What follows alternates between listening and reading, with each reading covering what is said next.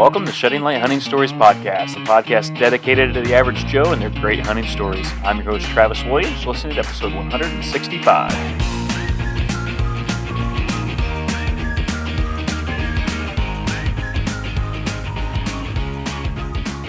I remember I was pretty excited for my first trip out west. This wasn't a hunting trip necessarily. It was more so a family vacation. My family and a family from church that we were close with, we loaded up the summer of my junior year. I got in the minivan. It's my dad, my mom, my brother, and I, and then this other family in their van, and we headed out west. And I don't think I'd really been very far west at all in my life, never been out there. And we went out from Ohio into Indiana, and then I remember we got into Iowa, and I thought, man, this state is, no offense if you're from Iowa, but it was kind of long and boring, a lot of corn. And then we crossed into South Dakota.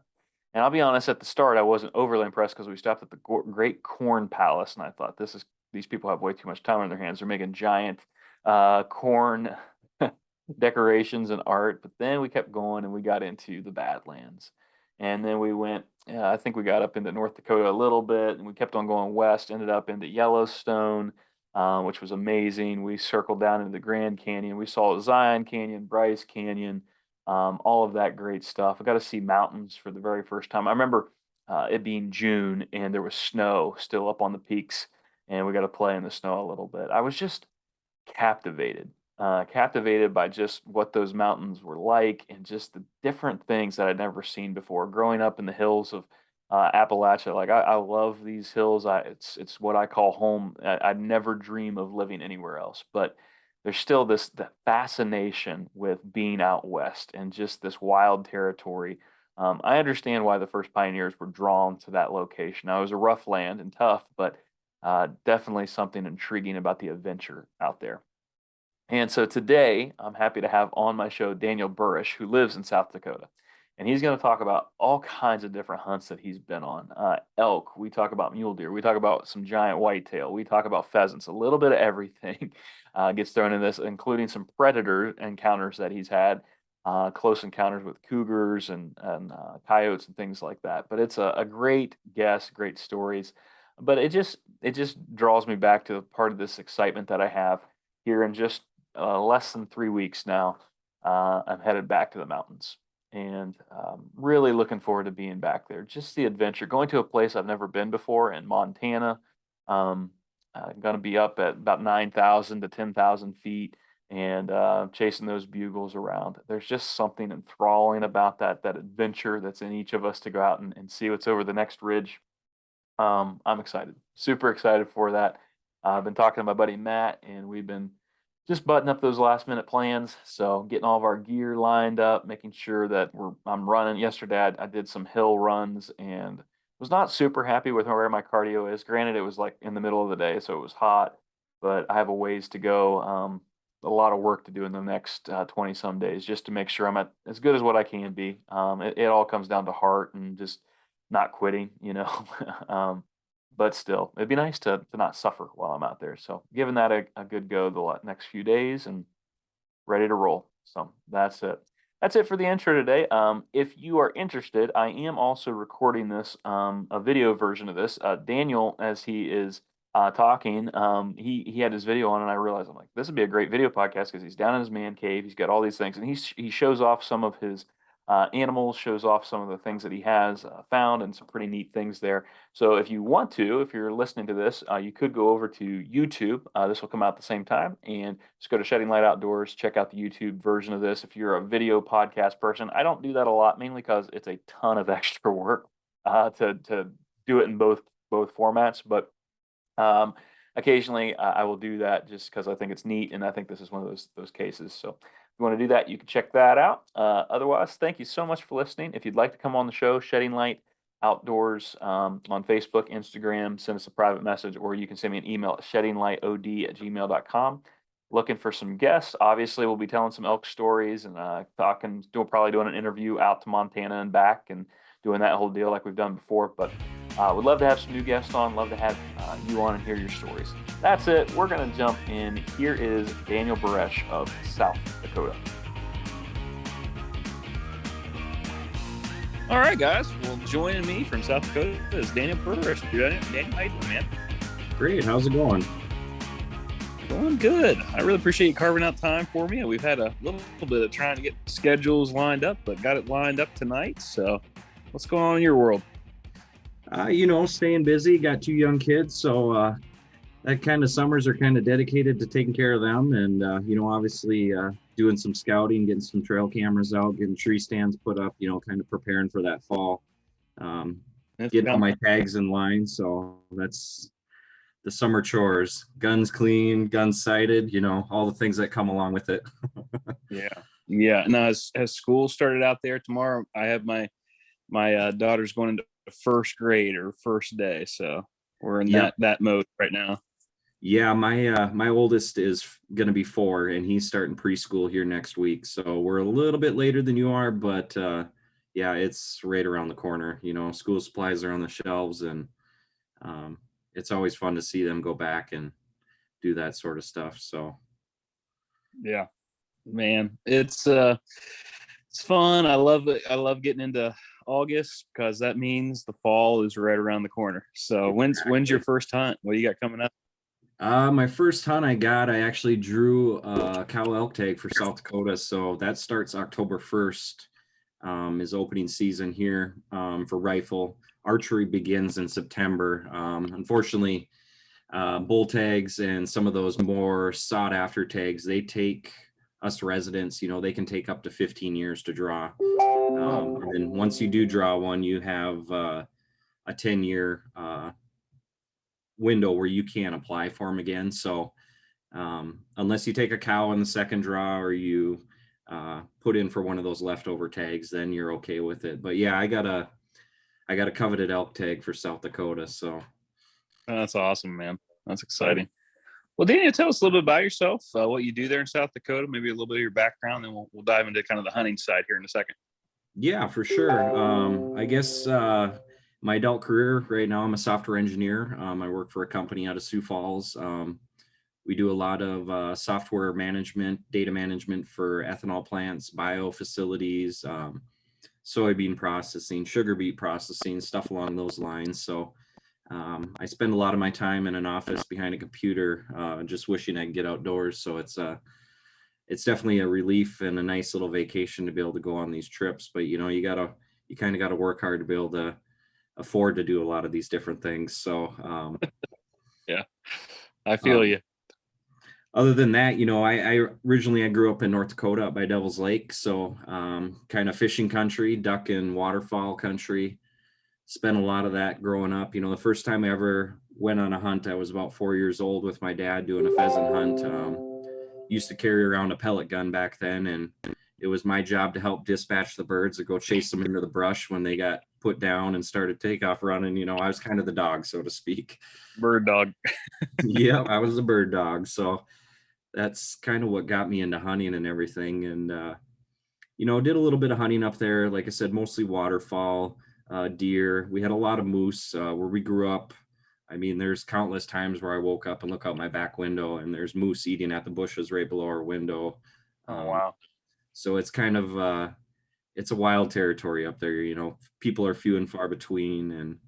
And but as I got older, I actually came down to South Dakota for college, and I never left here. So unfortunately, we don't have moose down here, and it's a once in a lifetime tag in North Dakota, and you can't apply as a out of state resident. So that was kind of a bummer. But I traded the waterfowl for the pheasants and the grouse and prairie chickens, and um, kind of have that a little more moderate temperature, so to speak.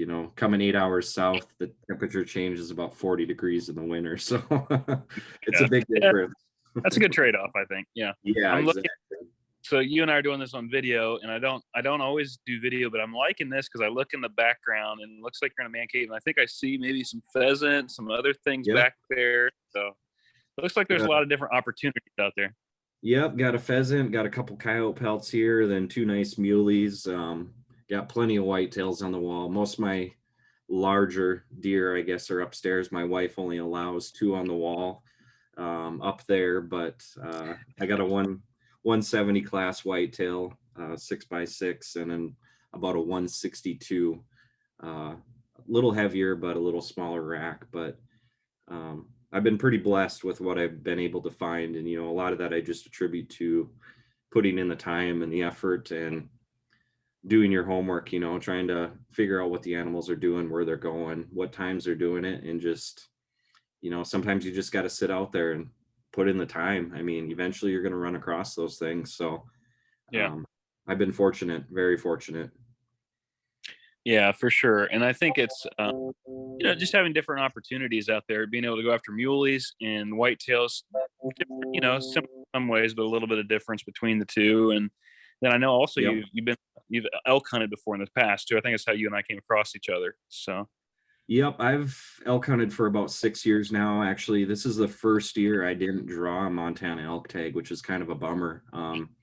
They've seen a really huge influx of people going after tags out there since COVID hit. And, I don't think it's as overrun as some of the other states like Colorado, some of the ones that you kind of hear about more. Montana's kind of nice where they kind of limit your ability to use motorized vehicles in a lot of places. So if you're willing to put in the effort, whether you're using horseback or just going into some of those areas where you can walk back early in the morning, get back 2-3 miles and then spend the day and get back out in the evening, you can go out there and be relatively undisturbed. So that's kind of why I choose to go to Montana more than anywhere. Definitely would like to get up into Canada sometime, once time and money allows, and maybe even go to the dream hunts in Alaska. Like, Yeah. one of those bucket list things that everybody would love to go to Kodiak Island or go chase some caribou or some of that stuff that's just out of reach for a majority of us. It's a tough hunt, but maybe someday, count my blessings and things play out right. Maybe I'll get the chance. So Yeah, absolutely. Well, I think about just where you're at in your location, kind of looking around your room there. You've got a lot of different trophies and different things that mean things to you. I'm sitting underneath mine in my room, and I'm the same way. My wife will allow me to have two. Now, for me, it's easy because I've only got two, so Yep. it's a little bit easier on mine. I don't have to worry about that. Hopefully, that changes this fall. But as you look around, as you think about the memories that you've had and those different encounters, what stands out to you? What are some of your favorite hunts that just kind of rise to the top? Things that just mean a lot to you. There's quite a few memories, and what I've always been taught is, it's not always about the trophy you get or the animal you get. It's kind of the experience you have with the people, your family, your friends. Like I said, just being out in the field. I actually, being in South Dakota, we're pretty blessed with the amount of deer we have. So this year I actually have 4 buck tags for South Dakota. They split the state up, West River and East River, by the Missouri River. And I actually have two buck tags for West River, one for archery and what they call an any deer tag. So I can actually shoot a whitetail or a muley buck when I'm out there. And then I also have a doe tag for out there. And then East River, I have a buck tag, and then I also have another archery deer tag. So most everything East River is all whitetail, which is nice. So but yeah, the amount of wildlife out here and all the encounters you kind of that happen it's quite amazing to see. Everything from coyotes to mountain lions. The occasional bear will come through. We've even had moose come through here from up north on occasion, but and obviously the elk as well. We're kind of blessed to be here, but some of the stories I have probably relate more to being with family, relatives that have since passed. And I came down in South Dakota in about 2006, and I kind of didn't really know anybody or didn't have anything, but I got myself an East River deer tag right here for around Madison Lake County. I put up all my trail cams, spent all, as much time out in the field as I can. And we're pretty blessed. We have a lot of public ground around here, pretty big expanses, 500-600 acre tracts, lots of water, lots of tall grass, reeds. And that first year, I was sitting out there opening morning, and you got what I call the road crews going around, the guys who kind of just drive around every piece of ground and don't really get out of the truck. They glass it and keep on moving, which For me, that's a great thing because I'm willing to get out and put the miles on my boots. So you get a little bit away from the road, they finally spot you in their glasses and they keep driving. So, but it's probably one of the most memorable things I had out there was I was just south of town about 2 miles, and I live in a town of about 7,500 people. So um, being south of town, that close to town, so to speak, you end up seeing a lot of actually bigger deer because they tend to come into city limits and they'll winter in town, and they kind of get used to being around people to the point where they don't get out into the areas where they can actually be hunted. So you Mm. see a lot of these big deer that are running around in town, but it kind of makes you drool and everything. But it was, I think, the fourth day. I used to go out before work. I'd have to be at work at 8, and I talked to my boss, and I was like, if you don't mind, I'd come in at 10, work over at lunch, and then, maybe work an hour later. That way I could do 2-3 hours of the morning hunts. Just Mm. get up, before sunrise, get out in position and just sit. And I did that for 3 days, and I was seeing a lot of, basket racks is what we call them, 3-4, you know, 3-4 point bucks, just big enough, to nothing too great, nothing that was gonna make me pull the trigger in the first week. Our seasons are only 3 weeks here, so you got to be quick about it. But I'm actually gonna show you the deer. I was sitting down on this hillside in South Dakota. There's not a whole lot of hills East River. It's pretty flat.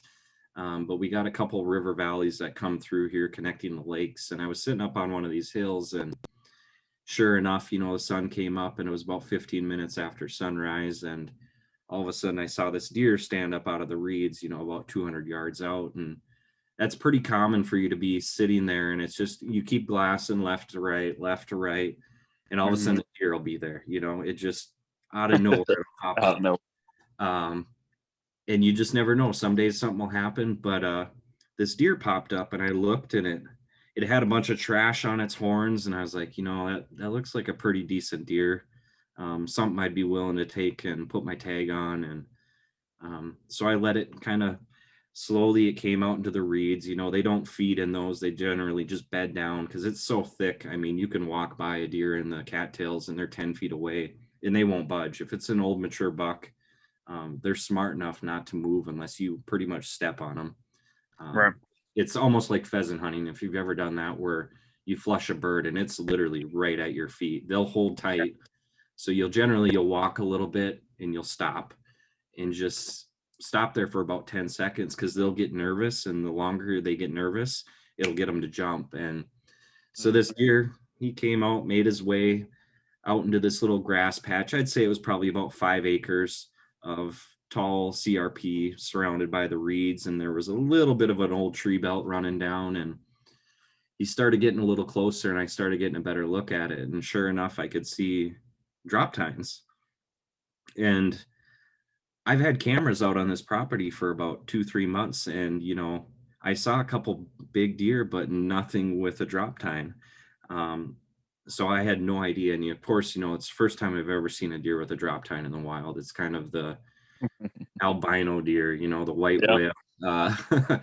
It's something that everybody has on their bucket list to try to see a drop tine, let alone shoot one. I mean, so I ended up shooting this deer, and sure enough, I get up to it. Not only did it have one drop tine, it had two, and it was a 7x6 double drop tine.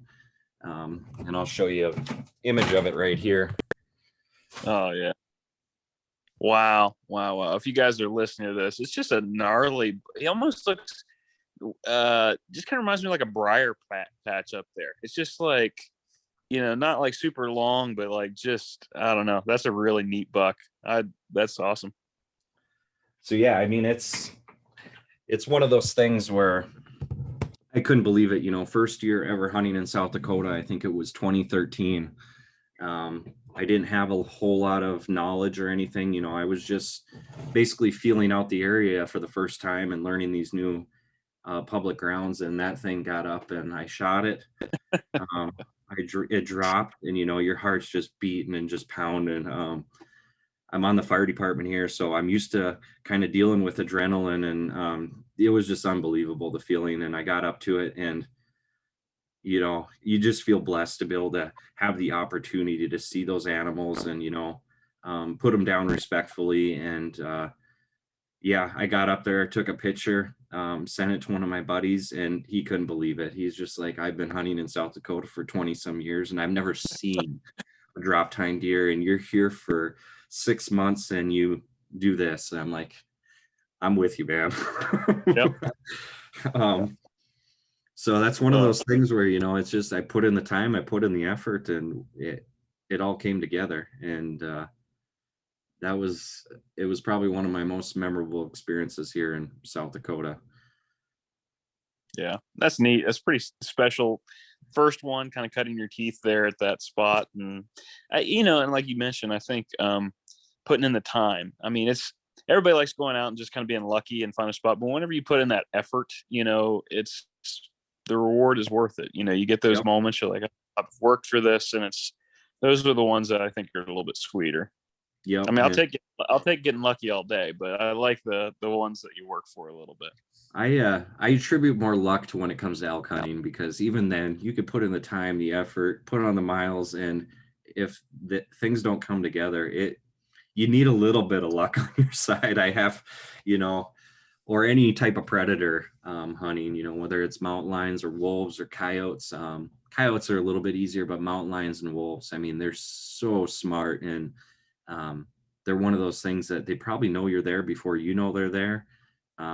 So unless you get a little lucky and catch them on their off game, they're just not paying attention, or maybe they're not hungry, they're filled up and just looking to take a snooze, and yeah, but that was one of those things where, yeah, everything just came together doing that. But you just mentioned two things I think I'd like to talk about. So you mentioned elk hunting, and we could come back to that, but mountain lion hunting or wolf hunting. Tell me a little bit about that. Have you had success in those areas or had encounters? I've shot coyotes, but I've never had to deal with mountain lions or anything like that.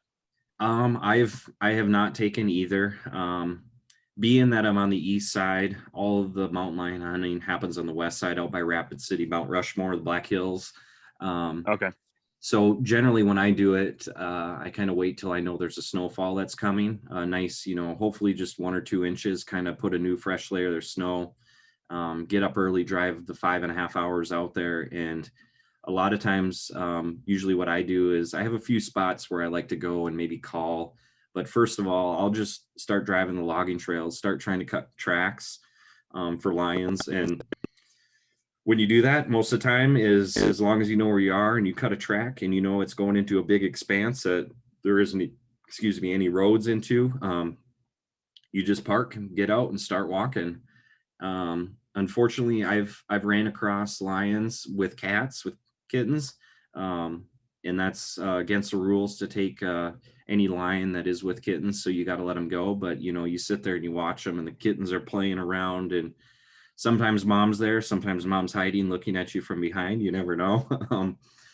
But unfortunately, I've never been successful. I have come across, this is pretty neat. I came across this mountain lion. It's actually a big old male mountain lion skull. I had found the carcass with this, and in South Dakota, it's against the law to pick up any skull or antler, drop tine, anything on public grounds. So I actually had to report this, call it in, and the GFP actually gave me a tag that I got to keep with it at all times. So I turned it in. They did their testing on it to determine the age, and obviously they tried to figure out how it died, and I don't think they ever did figure it out, but you can tell it's a very old, I mean, the teeth are missing. One of the canines here is actually broken off, and there's a pretty big cavity in it, so it might have been just something that died from natural causes, but being able to find something like this was really, really interesting. So luckily they let me have that, which was really cool, because they don't have to, That is pretty cool. Yep. Otherwise, No, have you ever had to deal with like any encounter? Oh, you're cutting in and out there. Sorry. Oh, sorry. Can you hear? I was asking, have you ever had to deal with like mountain lions, like while you were hunting something else or anything like stalking you? Yep. I actually have two stalking stories. One is actually East River here. It was kind of later winter. I like December, January, kind of. We used to have well, archery goes till pretty late, and then they used to have a rifle season that started up in January. But my wife was with me, and I was actually going and taking down tree stands and taking down my cameras. We have to do that every year on public land here in South Dakota. Anything left up after, I believe, February, they'll actually confiscate, and then it goes on the yearly auction. And then they sell all that confiscated equipment and all the poaching equipment, all that stuff that they've confiscated through the year. They have a big auction, and then that goes to Habitat. It's really cool. But so you want to get your stands and all that stuff down. But my wife and I, we were walking about, I don't know, 8-9 miles away from town. We were walking out into this. It was a very large expanse. They call it Reynolds Slough. It's a huge preserve area. I would say it's probably 3 miles wide by about 5 miles long. And we were walking into it. It was kind of a harsher winter that year, a little deeper snow. And so we're going and we're walking towards this tree belt where I got my stuff. And all of a sudden I see these two does, and they're running directly for us at about 200 yards. And I just told my wife, I'm like, stand still. This might be really cool, And we stood still, and all of a sudden these does, they got to about 25 yards in front of us, and they stopped for a second, and they saw us obviously, and they turned and they just took off to the west, basically at a 90 degrees perpendicular with us. And what I saw after that was kind of crazy. It was a pack of coyotes, and these weren't your normal, they weren't small coyotes. They were, I would say, about waist high. There were 2-3 of the biggest coyotes I've ever seen. And these coyotes came running at us, and they got to about 20 yards from us, and they quit looking at the deer, and they just sat and looked at us. Oh man. And if you've ever known anything about coyotes, they're very skittish creatures, and very, as soon as they feel like they've been seen or spotted, they take off. And these guys just stood there and looked at us. And I kind of remember looking at my wife. I'm like, this isn't normal. We need to start making noise and getting big a little bit. So we started waving our arms, and screaming and hollering. And they stood there for about 5 seconds, and then they turned and started taking off after those deer.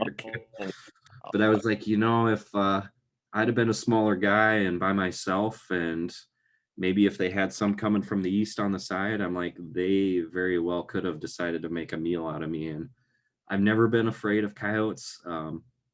Like I said, they're usually more afraid of you than anything. But in that moment, I was like, it's been a hard winter. If they see a meal opportunity, you never know what they're going to do. But wow. Yeah, that's incredible.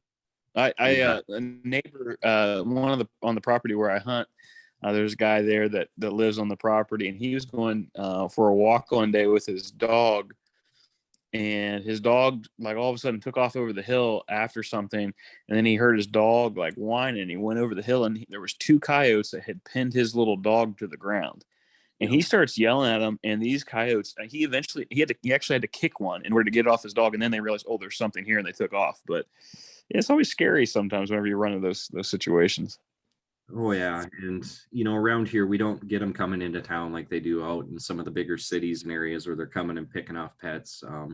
Around here we get fox will come into town, and they'll go after the chickens in the residential chicken coops. And so we see a few of them running around. But outside of that, the only real predator scary moment I think we had was actually out in the Beaverhead Forest, southwest Montana.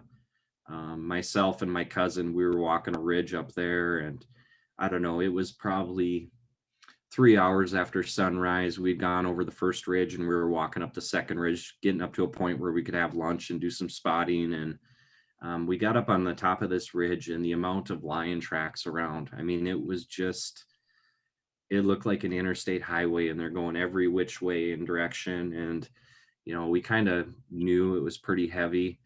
for lions because the deer numbers had been dropping over the years through there. Mhm. I remember the first year we were out there, we saw a dozen muleys every morning, and that year I think we saw 2 in the whole week.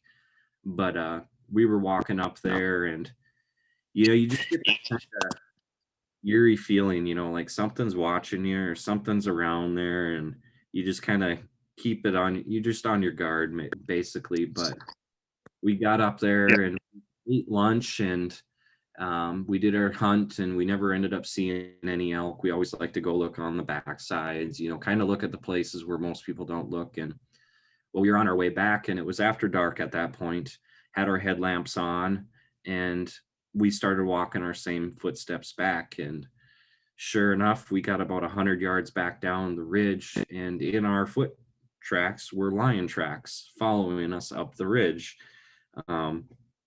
So at that point, you're just looking up because those things, they like to sit up in the trees and just wait to pounce. So Oh man.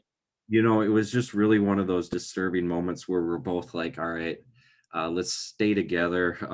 Don't get too far ahead of each other. Let's, keep our eyes up, but stay on the trail as well. And we never did run across one, but we know they were up there watching us, where they were at. And it wasn't during the season for mountain lions, so we didn't have a tag. We always have wolf tags with we're out there, just because if you run across them, it's a 1 in a million type thing. Guys out there will spend weeks out there hunting wolves and never run across one in that area. A lot of trappers get them, but rifle hunters, it's pretty tough. Yeah, that was just one of those moments where we knew we could have been on a mission that night, and I'm glad, but it was definitely eerie. Always. Yeah, I think you gotta be on your guard and be aware of those things. And yeah, just most of the time you feel like, the odds are in my favor, but you just always want to be prepared, I guess. So Oh yeah, let's dive back into that. I want to hear an elk story. I got elk is coming here very soon for me. So tell me about some encounters that you've had, some experience with elk. with elk, it's been kind of hit or miss. I could probably start with the first year I actually ever went out to the Beaverhead. It's southwest of Dillon. There's quite a few logging trails and actual trails where you can get up to the middle of the ridges going into the forest. The forest is about 15-20 square miles, so you can maybe get in a mile or two, and then you that's when you got to start putting the miles on the boots. You start walking through. And that first year, I kind of just wanted to concentrate on 2-3 drainage areas, and didn't want to get too far off because it was kind of new territory. You don't want to risk too much. Kind of find out where the deadfalls are, where are the places you don't want to walk through, rock slides, stuff like that, where you try to avoid that stuff. Sometimes it doesn't happen, but quartering out an elk and carrying it out through deadfall it's a nightmare. Same with rock slides, where you got to worry about slipping and falling, and you might go tumbling with 80 pounds of meat on your back. You're not going to stop yourself. So we spent 2 or 3 days that first year going up, and I always hold out the first 3 days. We spend usually about 7 days out there. The first 3 days, I always say I'm only going to take a bull. If we run across cows those first 3 days, I'm like, I just don't want to stomach it, because I know if I take a cow on day 2, I got 5 days, and I guarantee I'm going to see a bull. Yeah. But we had put some miles on the boots and, working the ridges, and didn't run across any bulls, a couple cows here and there. We always went out over Thanksgiving, which was late season. So if you did run across a bull, it was usually a harem or a bachelor group, what we called them. So you'd usually run across 5 or 6 bulls in a group when you did find them. But they usually found that nasty spot way back up on a ridge where they could find food or easily come down, but most people can't get to easily. But we weren't having much luck getting a good feel for the land, which was kind of my biggest thing. I was like, you know what, I just want to scope this out. I'm going to spend a lot of time going into places I probably don't need to worry about, but at least the next time when I come out, I'll know these are 3 key movement areas. These are the feeding areas where they get water, find out those sorts of things. But I think it was about the 5th day finally. We were going up one morning, and, after 4 or 5 days of hunting, we were like, you know what, let's head back and have a good lunch at the cabin, warm up, take a break a little bit, maybe even lay down and take a little nap for, have a nice, easy afternoon, come out a little towards the evening, make our way up and see if we see anything moving. So we did that, came down to the cabin, and our cabin was located right on the edge of the public ground. So you could literally walk about 100 yards out the back door and you were on the public ground and actually go hunting. So we did that. And I want to say it was about 1:32. We're like, you know what, we should probably go start walking back up the ridge, get into position for evening to see if anything comes and feeds down into the meadows where the food is. And I'd say we got about 3/4 of the way up in the ridge, and all of a sudden we saw this line. We're like, that's odd. And we thought it was other hunters because it was just the coloring of it was kind of dark, but it almost looked like a vehicle of some sort coming. And we sat there for a second. We're like, wait a minute, that's elk. So we were literally looking at about 150 elk were coming in a straight line, coming down one ridge, and they were coming up at us. We didn't see them come down because it was all heavy trees, heavy timber, but they were coming right up at us, and we couldn't even tell the numbers. And we're like, okay, we're just going to sit here and wait and see what happens. Well, there was 2 of us. We got laid out, and all of a sudden these elk, they started turning a little bit, and we're like, holy smokes. Like, this was literally a herd of probably 150, 200 elk that were migrating. They go from what they call the Beaver Head over to the spot called Bachelor Mountain, and then they head over to the Little Rockies. That's where they winter, down in the lowlands, where they got a lot more feed. And we just happened to be right in the middle of this. And sure enough, my cousin was with me. He's like, all right, we got to shoot the lead cow, and she was a big meat cow. So he got up there, and boom, he shot, and that lead cow dropped. And all of a sudden that whole herd of 150, 175, 200 elk just stopped in their tracks. And when that happens, they kind of group up and they'll get into a circle almost. They all kind of just circle together, kind of that herd mentality. The younger ones seem to, like, I don't say they necessarily go into the middle, but they definitely get behind a female or in there. There weren't any males. There were some spikes, and out in that area, you can't shoot spikes. They got to be brow tine bulls. Yeah. So I waited for a second, and there was another big female, a big cow, got off from the group a little bit, and I shot, and one shot dropped her in her tracks too. So we had 2 cows down right then and there. Nice. It was probably one of the coolest things, and to see, it was really crazy because after that happened, maybe 10, 15 seconds later, there was another big cow that just decided, all right, I'm out of here. And she took off, and the whole herd just started following her. It was like they all kind of just sat like, what are we going to do now? And then all of a sudden one of them's like, well, follow me. And they just kept going.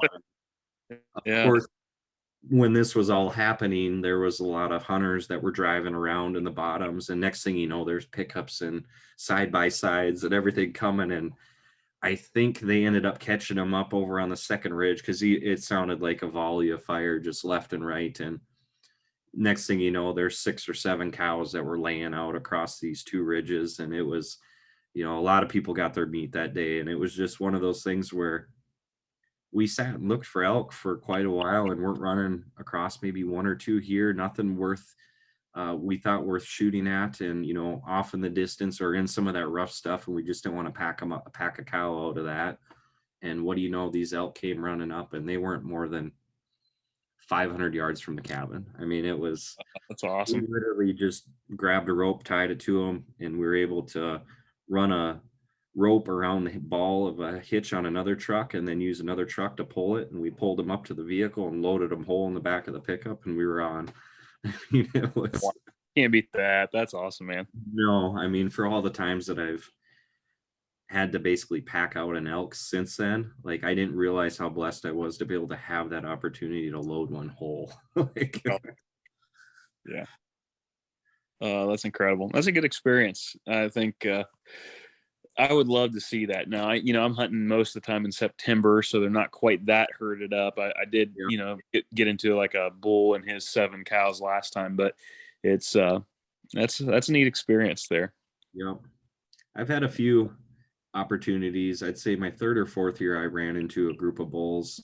And it was kind of a sad story because there was about 6 bulls and I could see one and I could see the others behind him in the trees. I couldn't make out what they were. And the one out was just a little 4x4. It had brow tines.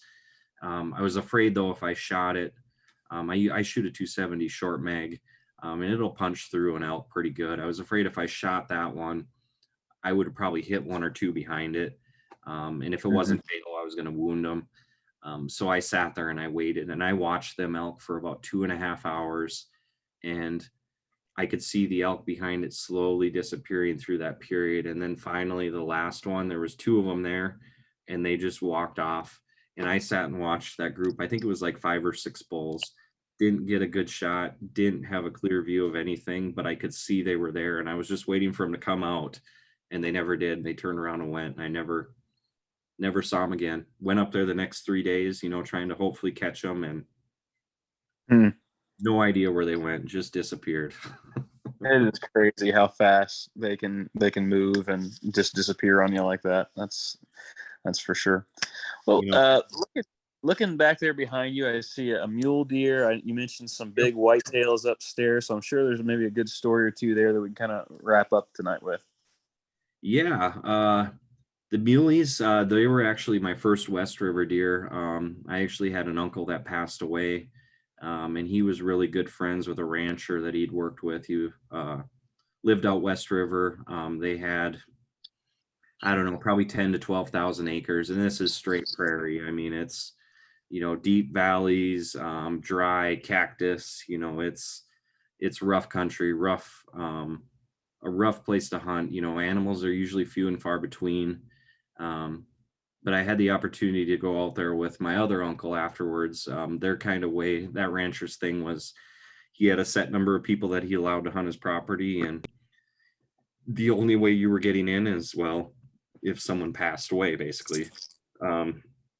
So when my uncle passed away, he had mentioned to him he wanted me to go out there, and I've hunted out there every year since. But I had the opportunity to go out there and happened to run across this one that's mounted, a full shoulder mount there. That was the first ever mule deer I ever shot. And basically I was just sitting up on a ridge, watching, and next thing you know, out of the buckbrush, this mule deer got up, and it was really heavy snow too. I remember that. And that's kind of a rare thing too out west. The droughts have been so bad in the past 10 years. They're just happy to get snowpack to help replenish their stock dams. And a lot of years they weren't even getting that. But this year there was a good amount of snow, and I was able to take this guy at about 150 yards, which, there wasn't a whole lot of story other than me just sitting there waiting, freezing my butt off in a blizzard. And this guy came across, and I've had the opportunity to get a couple muleys out there, but both my big whitetails came from out there. And one of them was an interesting story. We had been walking. He has a lot of public ground that abuts his private land, and of course we can get through the private ground, or going through the fences, and kind of get into those back corners of the public ground. And of course, when he was out feeding cattle and breaking ice on the tanks for the cows, he had saw this really nice buck in the back corner of this public ground. And of course, when he's driving in the tractor, those things don't even flinch. He can drive 20 yards away from a deer and they don't even look at him. Now, if you're in a pickup or you're wearing orange and holding a gun, they're gone before you come over the hill. But we had gone out there, and he said, well, I'm pretty sure it bedded down in this area. So me and my other uncle started walking, and sure enough, it was a 162-inch whitetail, nice wide 4x4. Both brow tines were broke, so if I would have had those, it probably would have been pushing 170. He got up, and I made a shot, and it was a little bit behind. It didn't gut shot it. I got it literally kind of right in the butt, right between the hips. It went right through both back legs, but it didn't strike any of the bone. And when I hit it, the deer literally did a kind of swung its butt around and kind of fishtailed.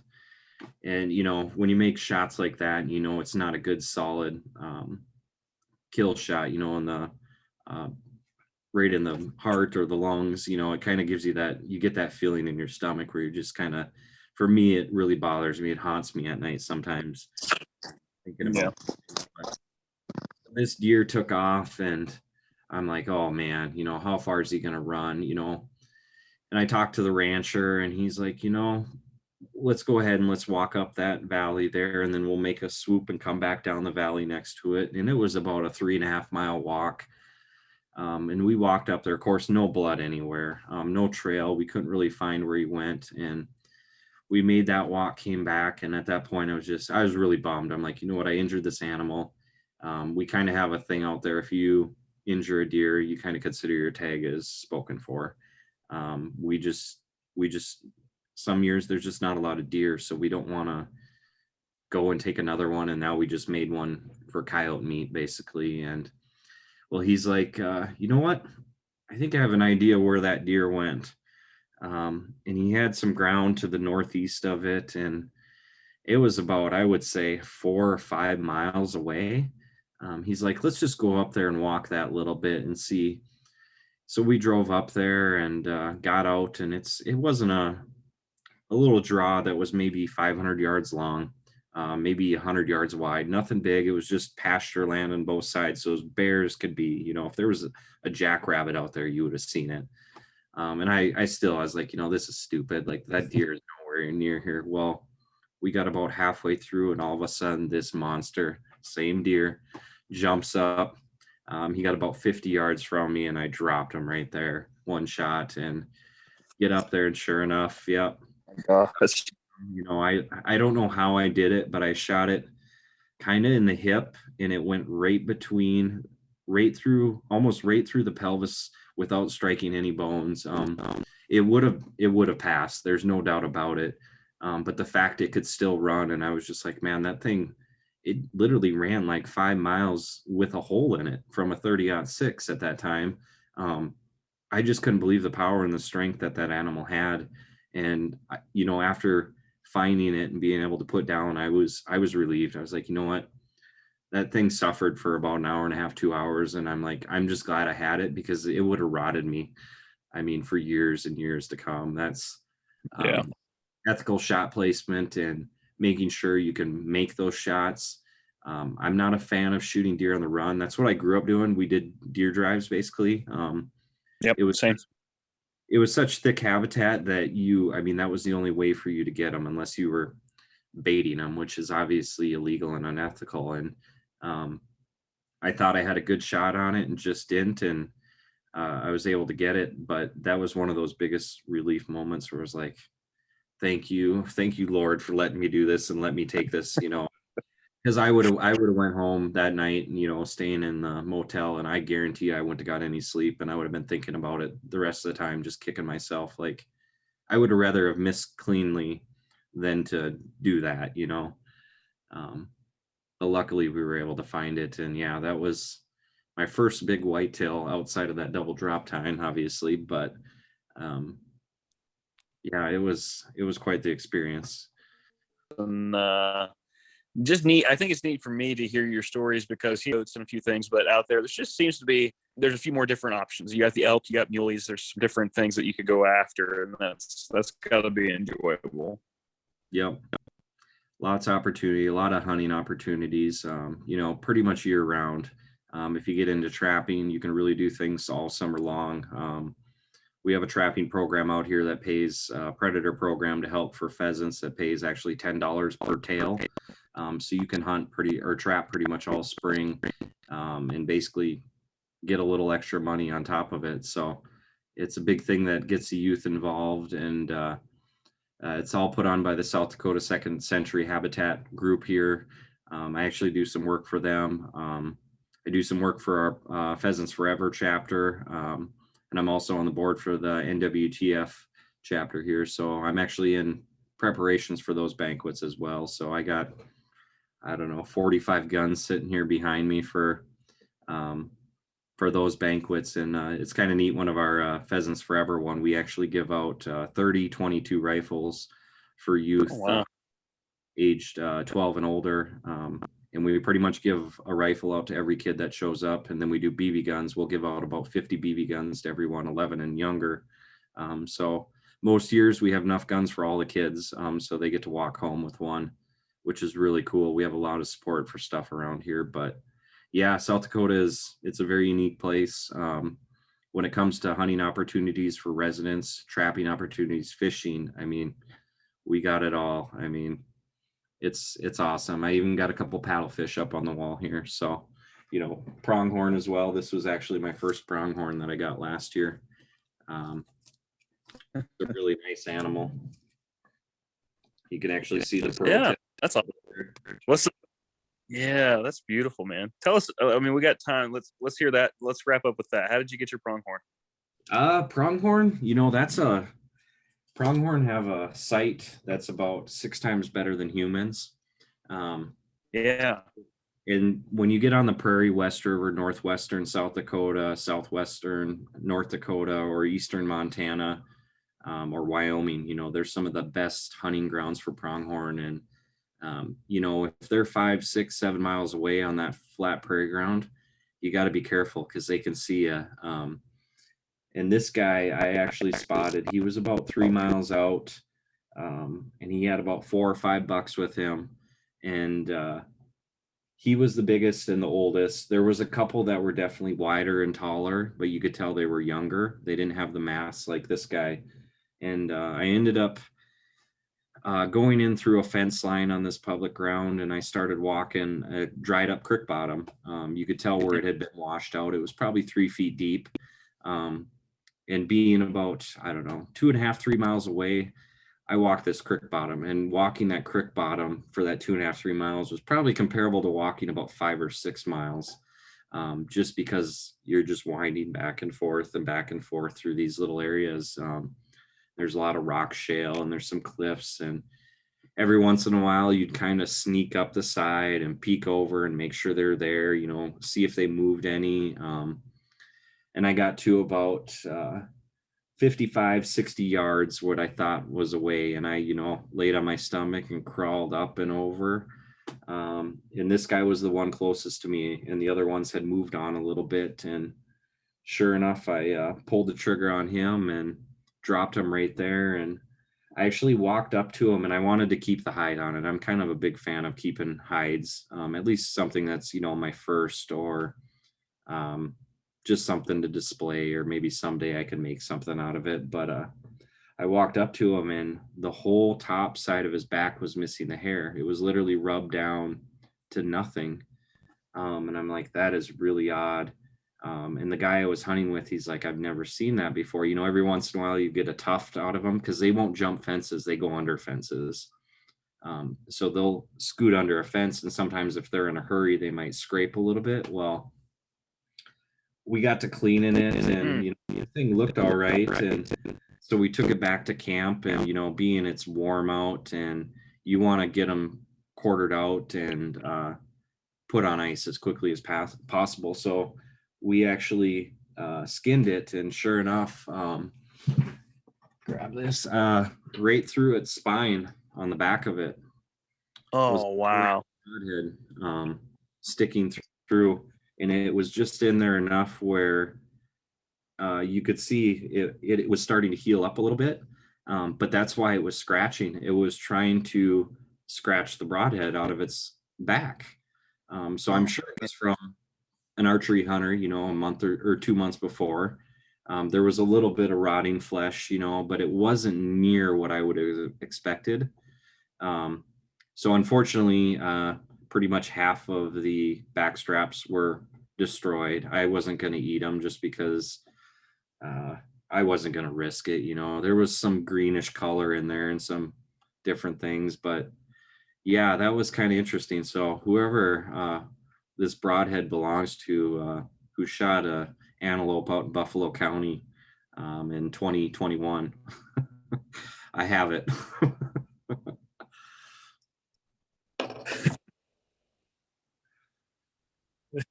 It's Oh, that's incredible. That's just neat. That's cool, man. Daniel, I've enjoyed hearing your stories tonight, man. There's been a lot of interesting things with elk and mountain lions and a little bit of everything. So really appreciate you carving out some time for us tonight. For sure. Appreciate being able to be on your podcast. I really enjoyed it. Yeah, absolutely, man. Well, I see more animals on the wall, so definitely could be another opportunity to have you back on sometime and hear some more stories. But I just want to say thanks again. Hope to Yep. hear from you soon. Good luck this season, man. All right. Thank you very much. Have a good one.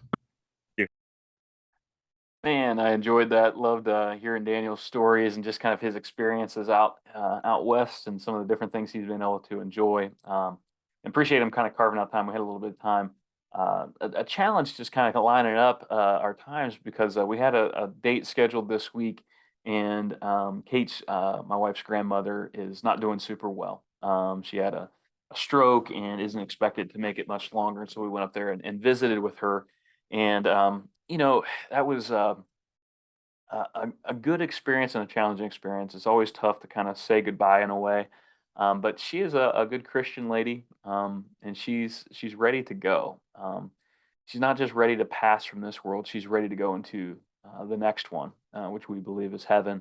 And I just think, is kind of fitting because I got to thinking about this podcast and what intrigues me the most. Like, I don't get to talk with a lot of Western guys that often, but I am intrigued by the West. I'm intrigued by those mountains. Like I said at the beginning, there's this ever since I heard about my dad going out there whenever I was a kid, him chasing elk, I was just like captivated. There was something about those mountains that called me to not just look at them in pictures, not just look at them from a distance, but to go into them.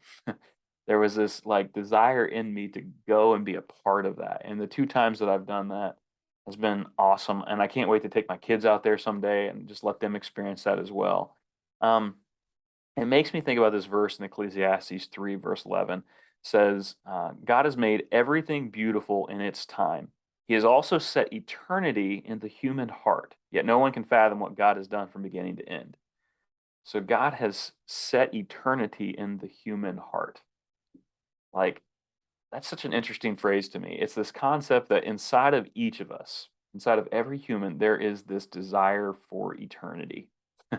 There is this longing for a place that is beyond what we can fathom. We can't fathom what God's done, and we can't fathom this place. Like, we hear the term heaven, and I think we immediately go to like harps and clouds and this nirvana state, but the Bible doesn't really describe it that way. It's more about being with God and in his presence. Jesus says, I'm going to prepare a place for you. In my Father's house are many rooms. So it's not like we get our own little mansion and we're away from everybody on a private beach. Like, we're together with people that we love. It's this place that just, I don't think that we can grasp with our minds what this place is. But inside of us, deep down, we might not know it or not, there's this longing for it. I think that's whenever you see these movies and all these things that like people trying to cheat death or get away from death or a way to keep living or all these concepts that are just like superheroes, something beyond us. I think that's that eternity coming out. We long for something more than just what you see here, the flesh and this body, because we all know, I saw it this past week, the body at some point or another, we never know when, is gonna not be as good as what it once was. It's going downhill. It's headed for a spot where it's kind of a depressing state. It stinks, if we're being honest.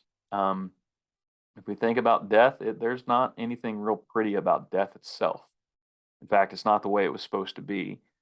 But thankfully, I think God gave us Jesus. Jesus is our doorway to have this hope of a place that I think all of us from the get go, we have had this longing to be a part of. So I say all that just for us to think about heaven, to think about it. Bible also says to put your treasures in heaven. Don't store up things on earth that you can't take with you. So it's this concept of preparing for that, getting yourself ready for this place that is going to be amazing. So don't miss out on that. Don't miss out on that. Don't let anything get in the way of you being in that spot. It's going to be an amazing journey. Guys, I want to thank you so much for being a part of this podcast by listening, submitting comments. There were some people that actually reached out to me on the Go Wild app, and I just hadn't checked it in a while. So, John, I want to thank you for reaching out. And some other folks that listen to this on a regular basis, appreciate you. Also, want to thank, got a new review, and just want to thank, let's see that here real quick. I didn't get a good name, but Hyper Viper 57. So, Hyper Viper. Says best podcast ever. I've been hunting as long as I can remember. One thing I've always loved besides me going and hunting is hearing other people's stories. I'm also a Christian, so this podcast is definitely the best hunting podcast on the internet. Wow. I would really like to be on the show, but I'm only 15, so it'll have to wait. So to sum it up, best podcast ever. Man, thank you so much. Greatly appreciate that review over on iTunes. And Hyper Viper, listen, there's no age limit. I think I've had like an 8-year-old on this before. So if you want to come on, if you've hunted and gotten something out in the woods and you want to tell a story, talk to your mom and dad, tell them about it. I don't care. I mean, I've had 8-year-olds, we've had 80-year-olds on here before. Would love to have you on and hear your hunting stories. So, guys, that's an open invitation to anybody, though. sheddinglightod@gmail.com, Facebook, Instagram. Also, go over to YouTube. Like, subscribe. New videos will be coming out hopefully here pretty soon. We're getting close. So, thank you guys so much for coming back to another episode. Until next time, remember to shed the light.